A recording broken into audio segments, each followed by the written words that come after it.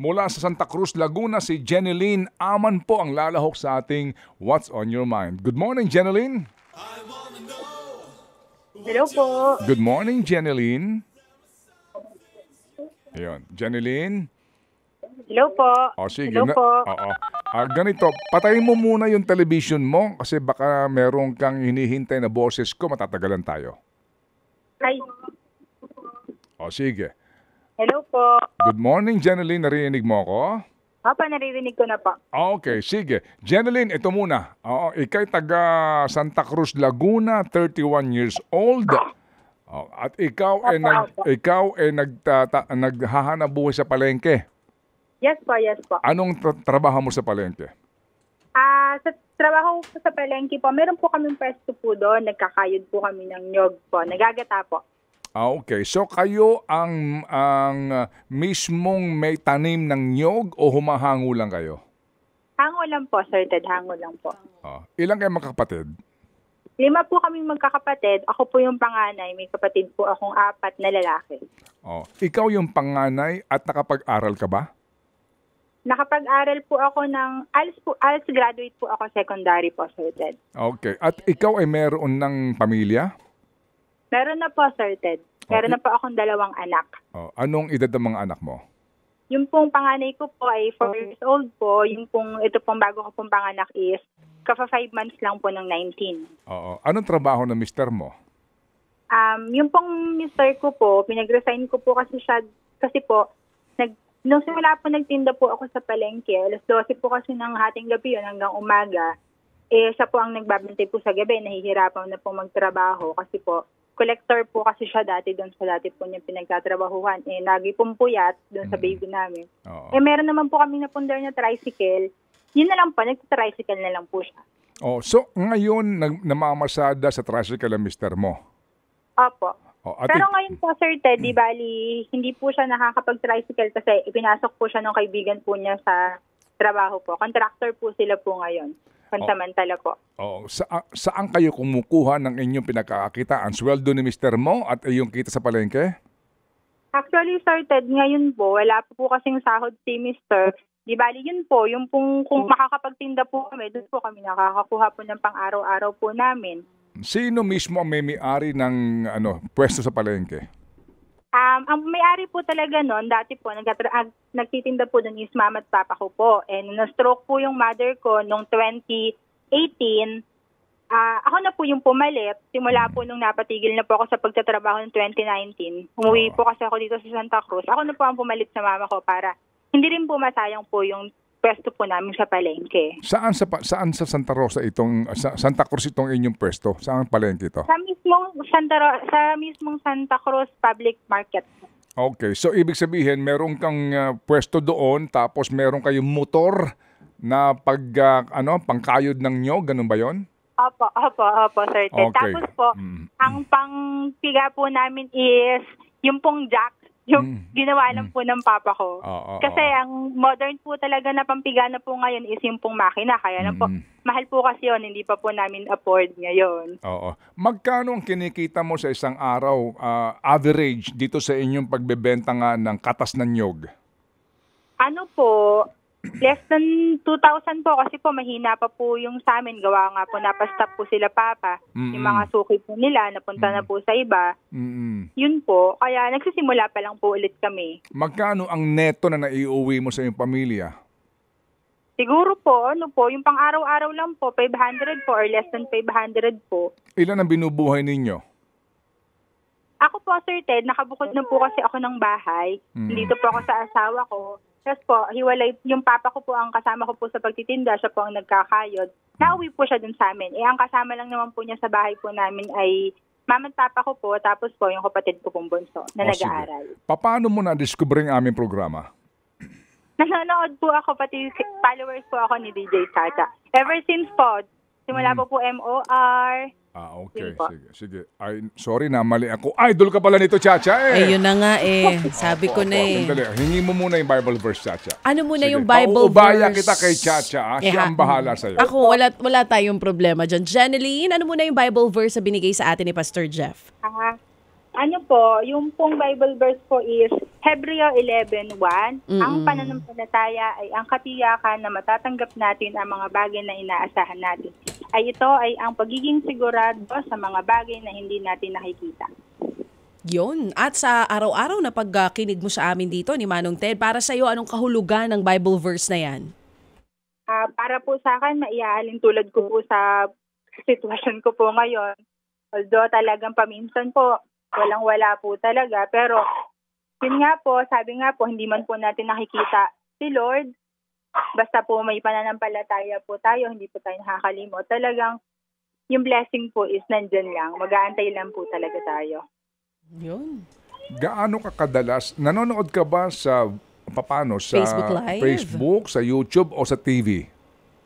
Sa ano po, Sir Ted? Sa RPTV po ako nakakapanood kasi pag aalis po ako ng alas 12 or alauna po na madaling araw, uuwi po akong alas 6. Yun po, nagbubukas na po ako ng TV, RPTV po.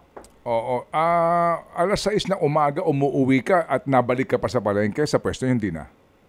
Hindi na po, Sir Ted. Yun na po ako. Di bali, papa ko na po ang nagsasarado po doon or yung kapatid ko pong bunso. Yung kung sino po sa kanilang dalawa po yung kasama ko. Kasi ang inyong inaabangan, yung mga madaling araw na mamalengke, no? Yes po, yes po. Okay, sige. So, sa isang araw, ang average mong kinikita, malinis na para sa pamilya mo, 500 piso, basically? Opo, Sir Ted. Tapos po, bibigyan ko po ng, halimbawa po, bibigyan ko po 200 po yung papa ko o yung kapatid ko po para po meron din po isang pang-uuwi naman po sa mama ko. Saan mo balak gamitin ang premyo ng 2,000? Ano po sana, Sir Ted, di bali, gagamitin ko na lang po muna ng dagdag pang capital, pambili po ng nyog para po may maibigay din po akong, papaikot ko lang po muna para po may maibigay po ako sa mama ko. Saka po sa papa ko. Pang-sustain din po araw-araw. Ngayon, ano ba ang puhunan ninyo? Paano ka, inuutang mo lang yung nyog, tapos babayaran mo pag nakabenta ka, paano? Yes po, ganun po, Sir Ted. Awa naman po ng Diyos, may mga magdadala po ng nyog, ibebenta po namin sa gabi, babalikan po sa umaga, yun po ang bayad. O sige, ganito ha, Jeneline. Po. Si mama mo, stroke victim. Yes po, yes po. Kumusta ang kanyang sitwasyon ngayon? Ngayon po, Sir Ted, si Mama, okay naman po siya, nakakapaglakad po siya, papunta pong CR. Pero yung pong pagsasalita po niya, hindi din po, mga one word lang po. Tubig, pagkain, ganun lang po ang nasasabi niya. Ilan taon si mama mo? Naku, bata pa po na stroke po yan. 47 lang po yung na-stroke. Over-fatigue po kasi, ang sabi po ng doktor. Ngayon po, 51 na po siya. 52, kaka-52 lang po noong September 26. Si papa mo ilang taon na? Papa ko po is 51. 51? Yes po. Oo, so bata sila nag-asawa kasi ikaw ang panganay, Yes no? po. Okay. Okay. Sige. Jeneline, ganito. Meron kang premyo, 2,000 piso. Siguro naman, alam mo na, no, ang ating sitwasyon sa programa. Paligay ko naman yung 2,000 piso ay malaki ng tulong ito. Apa. Ito yung nanggagaling kay Happy Ninong at kay Happy Daddy na tig 1,000 sila pero hindi pa tayo tapos. Hingi lang kami ng mga, alam mo na ha, ng mga patunay sa ating mga pinagkikwentuhan at babalikan ka namin. No? Okay po, sir. Oo, Jeneline. Kung sakasakali, ano ba, yan lang talaga ang gusto mong hanap buhay o meron pang pwede pang paunlarin yung hanap buhay niyo magtatay?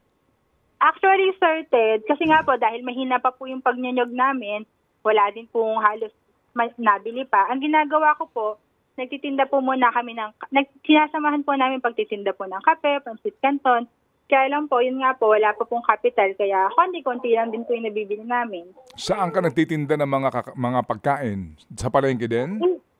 Opo, sa palengke, sa pwesto din po namin. Kasi yung po kasing pwesto namin, katabi po siya ng mga sotoda, yun po, marami din po tao. So, pwede kang doon na magponduhan doon, magkarinderya ka, pwede? Karinderya, Sir Ted, hindi po pwede doon. Ano lang po, yung pong kape, pancit canton, okay, yung mga okay. luto-luto pong konti lang. Pwedeng Oo. pantawid gutom. Pantawid gutom. Maraming yan mga sa klase. palengke. Dahil Okay. puyat po yung mga tao, kailangan po magkape. Maraming ganyan sa palengke. Okay, Oo so nga. pwede ka mag-boss mac. Hindi, okay. Oo, pwede okay, yun. hindi. Ganto, Oo. ganto ha, Jeneline. Sige. Pa. So, ito ang araw, tandaan mo itong petsang ito ha, October 1. Oo, 2024. Ito ang araw na pagkakakilala natin ng ating programa ni Baby Girl dito at ito ang simula ng ating ugnayan. Okay? Apo, Sir Ted. Sige, bigyan ka namin 2,000 piso. Hingi kami ng patunay sa mga kwento mo at sa mga balak mong gawin. Hindi ako nangangako, pero siguro naman, kung nakapakinig ka sa aming programa, meron ng mga ibang mga pangyayari kung saan na ating maituturing na himala. Apo, Sir Ted. Amen? Amen po. Sige, Jeneline, pasalamat ka kay Happy Ninong at kay Happy Daddy sa tulong mo at muli kaming tatawag sa iyo. Okay po. Maraming salamat po sa lahat po ng tumutulong, lalo po sa mga Happy Anonymous, si Happy Anonymous, Daddy po, and Ninong. Saka po, marami po kayong nabibilas na tao katulad po ng iba pa pong nananalo. Jeneline, Po. saan ka bumibili ng bigas? Bigas po, Sir Ted, sa ano lang po, sa tindahan lang po, sa sari-sari lang po dito sa may kami. Oo. Magkano dyan per kilo yung, yung bigas na inyong sinasaing? Ano po, sa amin po kasing mag-anak, ang kalahating kilo po, kasya na po sa isang kainin kasi tatlo lang po kami nakain. 30 pesos po. Kalahating kilo. Yes po, kalahating kilo po. So, 60 pesos ang isang kilo. Yes po, opo. Wow. Kalahating kilo lang binibili mo. Sige. Janeline, Po, salamat iha ha. Thank you for sharing. Okay? opo. At tabagan mo. Tatawag kami sa iyo ulit.